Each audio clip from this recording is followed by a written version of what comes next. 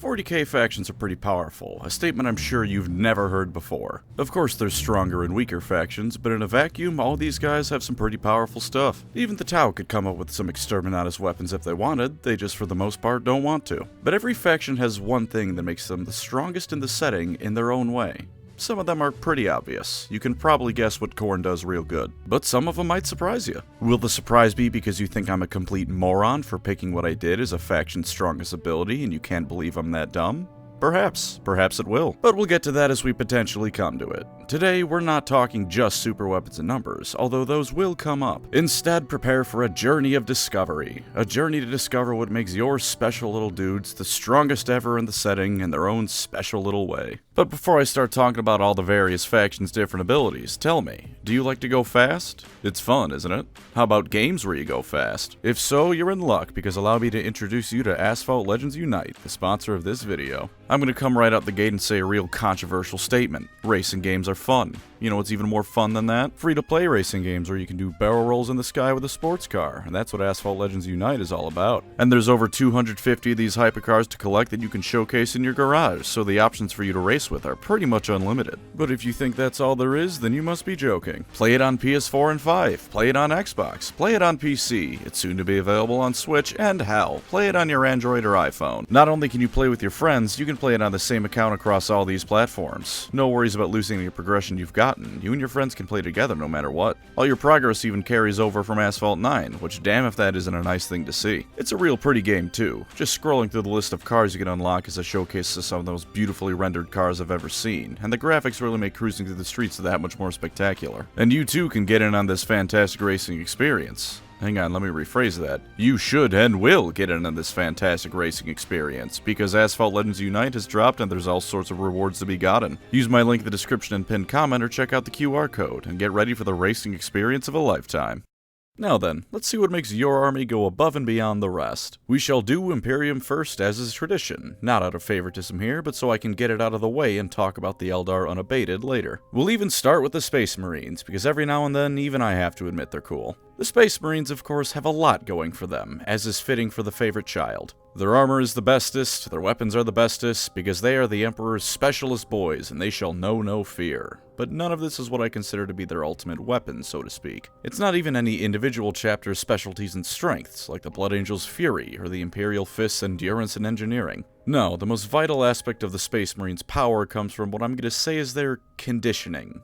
That sounds a bit simplistic, so let me explain. 40k has no shortage of things that are way stronger than a Space Marine. Ogryns could rip apart one with moderate difficulty at most, let alone something like a Bloodthirster. And if you don't mind me extrapolating some data from the tabletop for this one, Wraithguard are toughness 7, while Terminators are toughness 5. One of those lads can take a whole lot more punishment than the other, and it isn't the Emperor's finest. But the Space Marines are the most effective fighting force in the setting, not because they're strong, or their weapons are strong, or anything else like that. What makes Space Marines so effective is, for lack of a better word, what goes into creating a Space Marine. The Adeptus Astartes aren't just an unga-bunga beatstick, in spite of what certain chapters act like. A Space Marine is the most effective tool of war in the entire galaxy. They are disciplined to the point that them not being afraid of anything is a tabletop rule. They're rebuilt from the ground up to be the ultimate weapon. They're indoctrinated from the moment they become an aspirant as a child to be completely and utterly loyal to the Imperium and their chapter. With few exceptions, aka being a Dark Angel when a Fallen is potentially present, they don't let a single thing distract them from what must be done. Their augmentations mean that they can survive the most brutal of environments that individuals stronger than them can't. They can basically eat nothing but tree bark and be able to survive off of that, so efficiently are they built. Their conditioning and indoctrination means that with few exceptions, loyalty is all but assured these days. Any individual chapter's strengths don't serve as add-ons to their potency as weapons, they enhance it. The Blood Angels rip and tear like no one's business. The Black Templars are the righteous fury of the Emperor. The Ultramarines are the planning and doctrine of the Imperial war machine made manifest into a nice blue and gold package. Space Marines aren't the best because they have the greatest weapons, they're the best because they are a weapon. Every single chapter is just a weapon crafted for a different purpose. They can go days without eating, hours without breathing, months without any sort of recreational activity or anything resembling proper rest, because these indoctrinated child soldiers are mankind's ultimate weapon. This is what makes Space Marines powerful beyond all others in their own way. They're the sword of the Emperor built for his wars. Some factions may be overall stronger, while others may be more disciplined in some ways, but in terms of everything coming together, there's nothing compared to the Adeptus Astartes.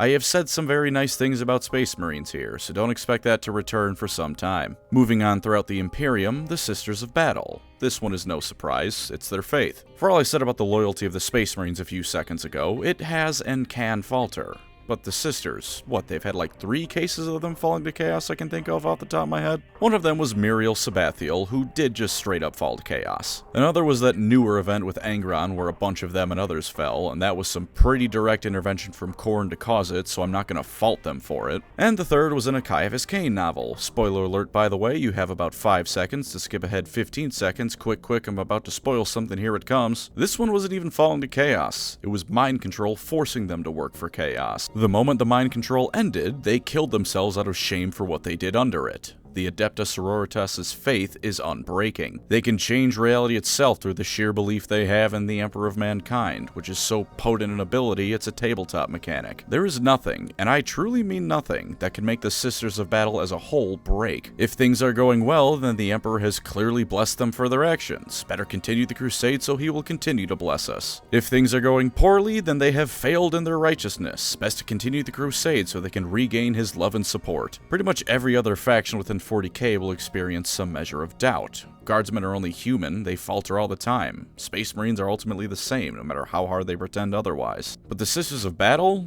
Conviction doesn't even begin to describe what they have. They will never give up on their cause, because to them there is no questioning what is wrong and what is right. There's only what the Emperor demands, and what he demands is nothing short of their very lives. Following that act, we have the Mechanicus. The Mechanicus took me some thought to come up with their best trait, but if I had to pick one thing they have as their ultimate ability, it's gonna be a rather boring but practical one. Industry. The Mechanicus has a completely unrivaled ability to pump out the materials of war needed in this setting. They arm the Imperium. It isn't them and a couple other groups, it's the Mechanicus and the Mechanicus alone that keeps the Imperial war machine going. And then just to top it off, they arm themselves even better than they arm the Imperium. I understand this isn't a terribly interesting thing at first glance, but if you think this isn't a worthwhile thing to brag about, then I beg of you to research the Lend-Lease program. As it turns out, when you can bankroll everyone else and pump out a warship in less than 2 months, you can pretty effectively win wars. Without the Mechanicus, there is no Imperium. Every other faction within it has no weapons with which to wage war. The Navy would have no ships, the Guard no tanks, the Space Marines no dreadnoughts, were it not for the support of the Tech Priests of Mars. And this industry, as decayed and rotted as it is, like everything within the Imperium, hasn't faltered for 10,000 years. Battleships are churned out, lasguns produced without fault, because while the Mechanicus is a shadow of the Dark Age of technology, that shadow looms over the entire galaxy. They're surpassed by the Eldar and Necrons in terms of technological ability. They're surpassed by the Tau in what they build on average. Hell, they're surpassed by the Orks in what they can create on a moment's notice. But the Forge Worlds across the galaxy create weapons of war that are good enough to take on all of the horrors of the 41st millennium. And quite frankly, good enough is all you need. I'll cover most of the other Imperial factions you can find on the tabletop in a moment, but for the last specific look at the Imperium, the Guard. Many of you might say the Guard's biggest strength is its numbers, and I can't deny that it's certainly up there. The ability to send millions of soldiers to their deaths as a rounding error is certainly powerful, I have to admit. But honestly, I think the biggest strength of the Guard is its versatility. Space Marine chapters tend to have one single great strength, and everything else can become sort of secondary. Unless they're the Ultramarines, but even that can be argued to mean them focusing on everything means they aren't particularly good at anything. As much as the Raven Guard can wage a war of attrition, you really don't want them doing that. And ignoring outliers like the Last Wall Protocol or the Unforgiven, there isn't really a unified chain of command across chapters. The Black Templars can't just demand another chapter more suited to their current situation to come help them out. The Guard, meanwhile, can call upon regiments for any occasion. Fighting on an ice world? Call in the Valhallans, they'll have things wrapped up in no time. Jungle world? Get the Catechans, they'll have the enemy's head on a pike before it's time for dinner. War of attrition? Kriegers are gonna choke the enemy in their corpses. Desert or hidden run warfare? The Talarn Desert Raiders will jump the enemy and be gone before they even know what hit them. What about when you need an all-rounder force? Well, you can never go wrong with the Cadians. There is no situation that the Guard can't supply an answer to, even beyond Space Marines, I would argue. Because while a Space Marine is undoubtedly superior to a Guardsman, sometimes one perfect weapon won't cut it. Sometimes you need 1,000 adequate weapons. More than that actually, because Space Marines tend to be capped out at 1,000 per group, whereas Guardsmen are a dime a dozen. If anything, a dime a dozen is vastly overestimating the worth of your average Guardsman. The Imperial Guard can choke you in numbers, sure, I'm not going to deny that, but the Guard can more than that choke you in numbers with the exact type of soldier needed for the battle at hand. You don't just face one Katakan warrior, one Krieger shovelhead, one Elysian drop trooper. You face them in the tens of thousands, all trained specifically for the scenario they're being thrown at en masse. That strength indeed is also what I'd say the Imperium at large is. If they need an elite strike force, they have the Space Marines, Custodians, or Grey Knights. If they need a problem to be drowned in bodies, they have the Guard. If they need the loyalty of whoever's involved to remain firm, they have the Sisters. And if they need war machines that can shake the ground beneath them with every step, they have the Imperial Knights and the Titan Legions. Once again, good enough is good enough. The Imperium of Man rarely, if ever, has the best solution to a problem. But what it does have is an incredible number of adequate solutions to beat you over the head with. Space Marines aren't subtle, the Guard isn't elegant, the Sisters of Battle, in spite of what fan art may make you think, aren't pretty when they go to war. Rather hard to be when you're covered in blood and guts. But by God, they're all good enough for the job at hand. And if they aren't,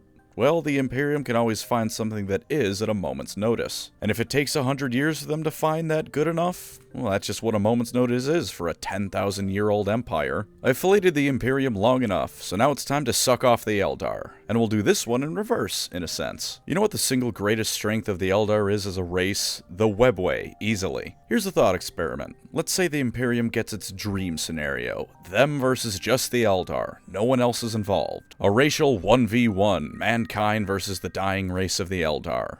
You know what that would look like? It would look like the Imperium wasting trillions on Craftworlds and forcing an entryway into Kamara that isn't worth it, because the moment they break through, they find all those places are completely deserted, filled with automatic, unmanned defenses. And then, just as the realization sets in, across the entire galaxy, small forces of Eldar appear on almost every single Imperial world. They have a superweapon a squad, and one single objective: to make sure that mankind doesn't live to regret crossing who truly rules the galaxy. And as planet after planet is suddenly erased from existence, the High Lords realize they shouldn't have pissed off the race that can show up in your backyard with a planet killer on a whim. The Eldar can show up anywhere with anything at any time. Distance is meaningless because the webway spans a galaxy and only they truly know how to use it on a factional level. You just might forget how powerful it is, because in actual writing, GW created the ultimate strategic tool of war and then forgot that it can do things beyond being used as a plot convenience. Realistically speaking, almost every battle the Eldar get into should involve 5 of them slipping a virus bomb onto a planet before walking back into the webway, flipping off anyone who sees them. We are in full Eldar simp mode now, everyone, and we still have the factions of them to go through. For specifics, the Craftworlds' ultimate ability is probably their psychic powers. No one handles the warp like the Eldar.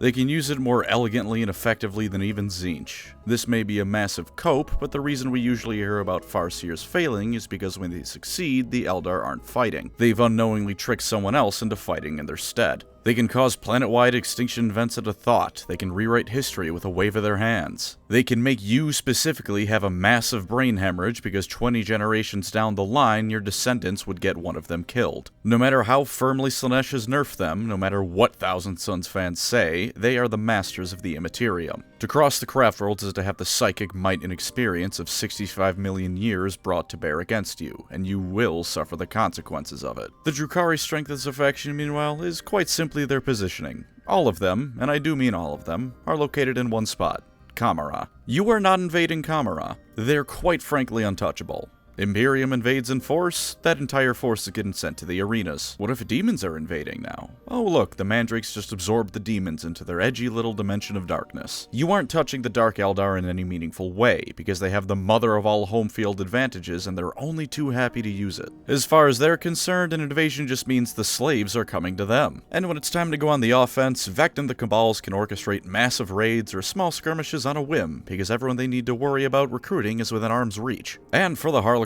their race in the whole isn't actually anything the Harlequins themselves have. It's Kegarak. They have the last remaining Eldar god actively walking among them and saving them from Slaanesh upon death. Funny thing about gods in this setting is that the more followers and worship they get, the stronger they are. And there's only been more and more Harlequins as time has gone by. Kegarak is stronger than ever before, unlike what passes for what's left of the Eldar pantheon. The Laughing God gives them unparalleled access and knowledge of the webway, keeps them safe from pretty much every faction, and while we never hear of him intervening directly, we do know he sometimes walks amongst his mortal followers. Given that, I'm sure there's been a couple of threats to the Harlequins he's ass-blasted straight to Kingdom Come personally. As long as Kegarak lives, the Harlequins will never be truly defeated. And until he finally dies, the galaxy will have to contend with an endless supply of whoopee cushions under thrones and joy buzzer handshakes, courtesy of the followers of one of the only named characters in 40k who can take a joke. Moving on from elves, I forgot the Anari. They have that whisper thing that means they don't need soul stones when they die. Kinda like how Kegarak saves the Harlequins from Slaanesh, only less effective, because a blank can just turn this off. Moving on to their foes from ages long past, the Necrons. They're definitely one of the more simple factions to figure it out because it's their technology, plain and simple. Whatever the technological ceiling of 40k is, they're either at it or the closest to it. They've got 100% effective time traveling that doesn't involve the warp. They've got living metal that means it's almost impossible to actually kill one of them. They have the ability to shatter not only their own gods, but chaos itself. These are some of the things the Necrons can do with their tech, and that's just scratching the surface. It may seem like I'm giving them not enough credit, given how short this section is going to be, and because this is something that can be theoretically attained by other factions, but given the nature of this setting, they can coast off of this pretty much forever. The Imperium and Mechanicus are never going to catch up to them in technology. The Eldar and Orks were once upon able to match them in their own ways, but Slaanesh limits the Eldar true psychic might, and the Orks are no longer Krorks. Tabletop rules and author favoritism tend to make it not seem as extreme as it is, but the Necrons are like an awakened empire from Stellaris. Sure, the entire galaxy coming together to stop them probably can, but any individual faction? No way in hell. On the topic of one of those other fellows I mentioned though, how about the Orks? It was a bit of a hard choice for me between their sheer tenacity, their wacky technological BS, and how they get stronger the more they fight, but out of those three I'm choosing to go with just how unbelievably hard they are to get rid of. The thing about 40k is that even as Orks get bigger and bigger, there's almost always something that can handle them. If a regular Space Marine can't handle an Ork, get a Terminator.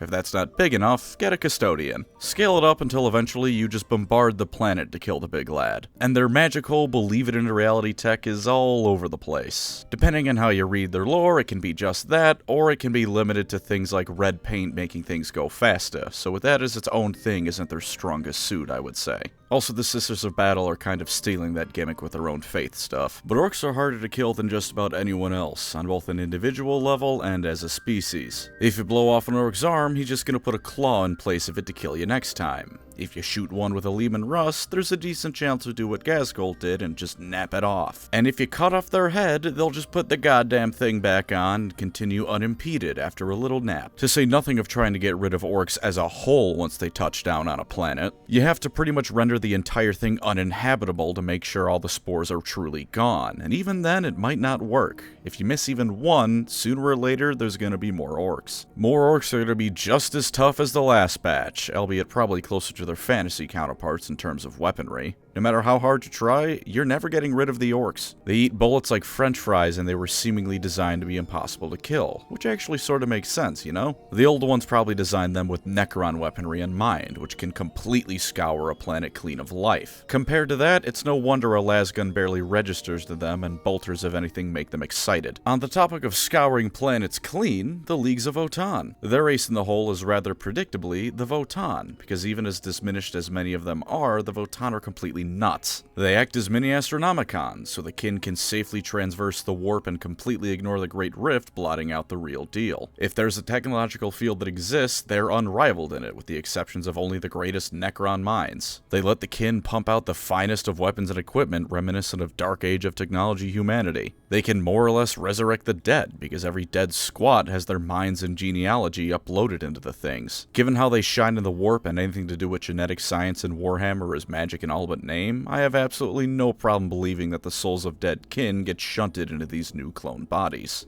Even if not, you can recreate their memories and personalities anew, so as far as is practically concerned, it's the same kin, be it Space Dwarf or Space Dwarf Robot. It's no wonder the leagues of Votann worship them and indeed are so desperate to keep them going as they finally start to decay. If you asked one of these things to find a way to make the supermassive black hole in the galaxy detonate, it could probably give you a way after enough time. The Votann are beyond the Mechanicus entirely, and perhaps your average Necron whatever-mancer, and the leagues are all too happy to use what they create against you. Now on to what used to be the most prominent technological faction besides the Necrons, the Tau. You might roll your eyes at this, but you know what their best trait is? Their ultimate trick to make them stand taller than anyone else? It isn't their technological dynamism and how they're on average better equipped than most other factions. It isn't how their small size and advanced tech make the effort required to take them out well beyond what you'd get out of it. Nope. Even with all the grim darkening of their society and the ethereals, their ultimate strength is that they still have the knowledge of how to say please and thank you. Something I tend to notice with a lot of Tau lore blurbs in regard to them invading Imperial worlds is that they tend to gain those worlds in their entirety. That's the most brain-dead obvious statement, so let me expand on that. They don't gain the planet, they gain the world. All the people and industry and resources on it become part of the Tau Empire, rather than them just inheriting a bombed-out husk of a planet. When you don't kill everyone present, you can make use of them when you conquer the world. Even better, when you treat them well and improve their quality of life, which is by no means difficult for most Imperial citizens, not only do they tend to look more favorably towards you, but their neighboring worlds do as well. Does this always happen? Of course not. Sometimes Imperial citizens are so damned brainwashed they see the Tau offering them basic human rights and consider it a foul Xeno's trick. But pretty frequently, it works. Entire planets or systems join them because it's a better deal than the Imperium, and the Imperium itself is occasionally happy to work with them against a greater enemy because the Tau are willing to work with them. It's led to a sort of live and let live relationship between the two empires, at least as far as that kind of thing can be extended in 40k. Funny, the guys who just want a little bit more land and resources are far better neighbors to have than Tyranids, Orks, and Chaos. Who would have thought? Sentiment supporting the Tau is by no means uncommon in worlds that border the Empire, and given their position, there's an argument to be made that the Tau, for all they're the new kids on the block, are playing the long game phenomenally well. No one can afford to commit fully to invading the Tau Empire. The Tau, meanwhile, can't afford to get into all-out war with anyone else either, but they can quietly snatch some border worlds here and there and add it to their realm. Give it a few hundred or thousand years of that, and the Tau may reach a point where they're not just around because it's too costly to wipe them out, they're around because no one's going to be able to wipe them out anymore. Just slowly adding industrious and prosperous worlds to their empire that, unlike everyone else who takes land in this setting, they don't need to rebuild from the ground up.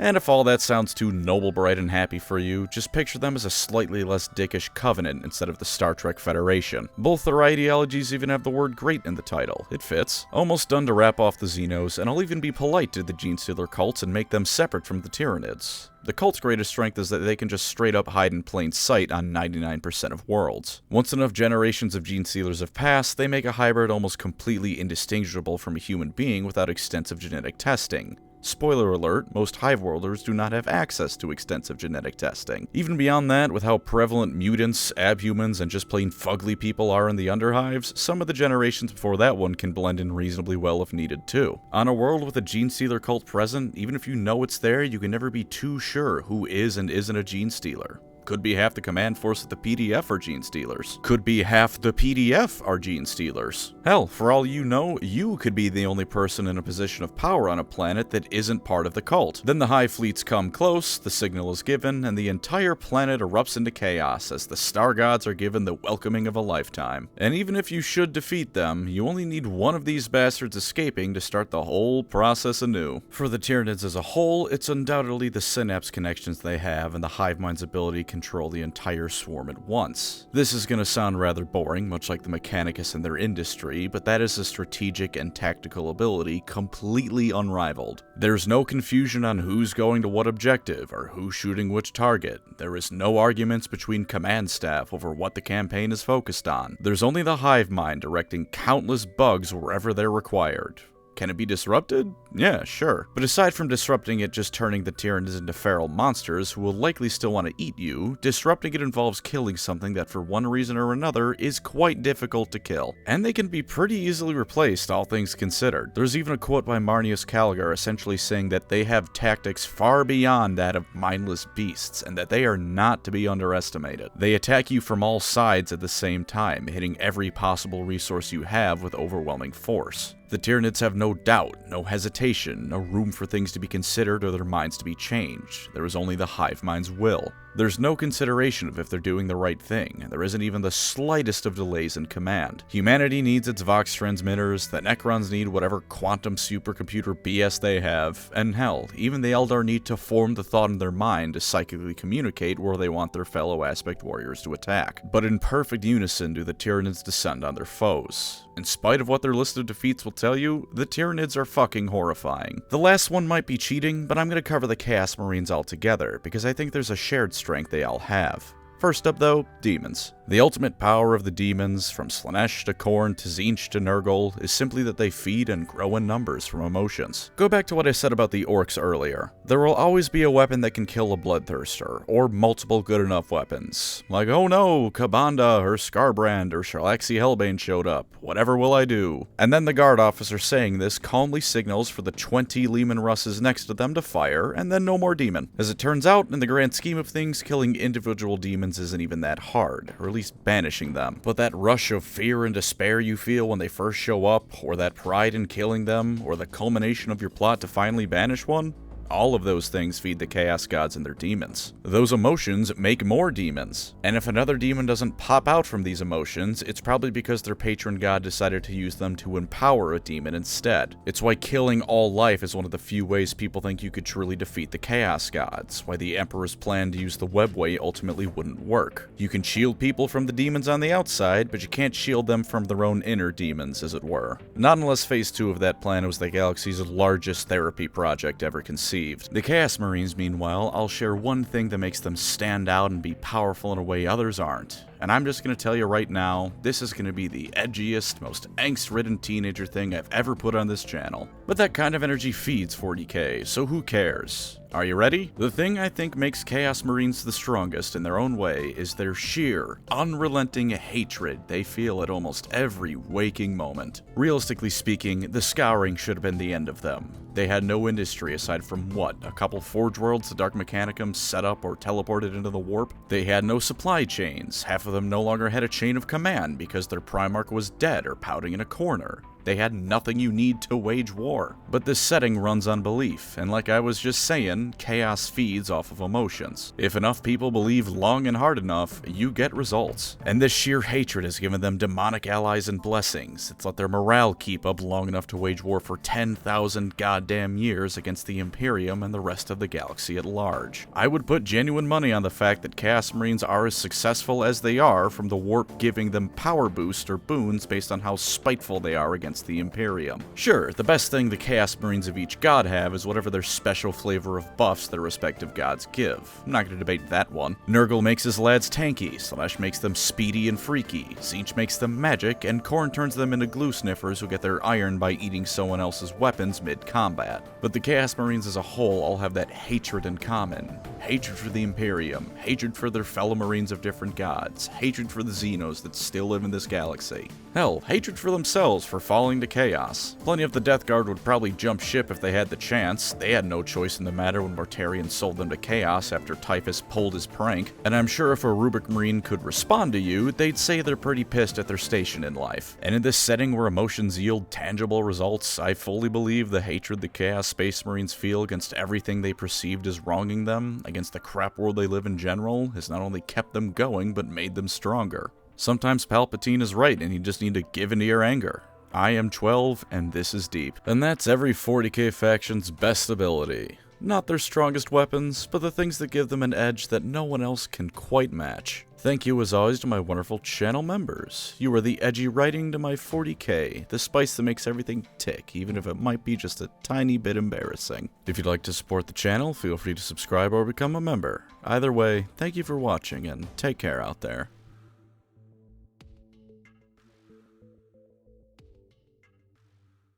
I lied to you about the Leagues of Votann. Their best ability is saying rock and stone. That's all it is, that's all it's ever been, and even if they get the most deep, well-written, and expansive lore in the setting, that's all it ever will be. I'm sorry, Arthur Bones, but no matter how much lore they get, no matter how many models they get, this faction is never going to be disassociated from Deep Rock Galactic.